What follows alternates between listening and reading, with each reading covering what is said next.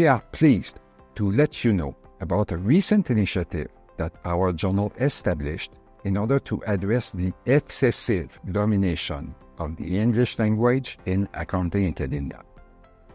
Established in 1990, Critical Perspectives on Accounting is a journal committed to the critical paradigm of critical research. The journal is especially involved in publishing work that develops a better understanding of how power is exerted through accounting, not least concerning how accounting participates in social structures of domination. Also, a current of research in Critical Perspectives on Accounting analyzes how innovative forms of accounting could be enrolled in seeking to produce a fairer society. Critical Perspectives on Accounting is truly an international journal in that it publishes studies from all over the world. For instance, in 2021, we published a special issue on African accounting. As a result of its paradigmatic stance, Critical Perspectives on Accounting is sensitive to structures of domination in society, including in academia. We believe that the excessive domination of English as lingua franca of research produces inequalities and inequities. Therefore, we engage in an experiment to tackle the problem of the English language hegemony through a language policy that we progressively developed with the support of Elsevier. The problem of the English language hegemony takes several forms, including publication resources, meaning distortion, and marginalization of research subjects. First, researchers who are not fluent in English need to mobilize significant resources to have their papers translated into English, not only for the version initially submitted for review, but also for the version submitted in subsequent review rounds until final acceptance. Second, translation is not an unambiguous practice. Meanings do not flow straightforwardly from one language to another. For instance, the word accountability does not have a straightforward equivalent in French. Third, non-English researchers who aspire to publish in English journals may tend to select research subjects in line with the interests of the target journal and its readership. As a result, subjects that do not fit these interests may then be excluded from the domain of scholarly investigation.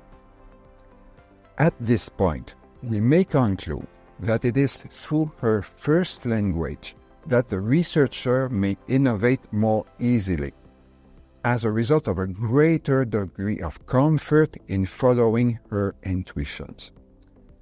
This is the rationale that we sought to follow in developing and enacting our language policy.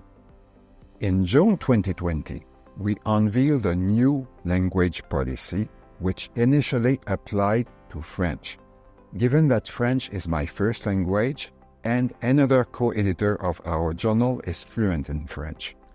Our policy may be summarized as follows. Submissions can be made in French and are reviewed by Francophone reviewers. Resubmissions and responses to reviewers can also be in French. Therefore, before final acceptance, everything takes place in French. When the paper is accepted for publication, it has to be translated into English at the author's expense. The quality of the translation is then verified by the journal's editorial team. The English version ultimately becomes the formal article, and the French version appears as an online supplement on the journal's website. Other languages may be added as our experiment develops further and is communicated more widely. One chief principle that has guided us when reflecting on how to extend our language policy is to ensure we have enough individuals on our editorial board having language X as first language. These individuals are therefore used to our ways and customs, having already published in the journal and reviewed submissions to the journal. In January 2024, we proudly announced that we extend our language policy to Spanish.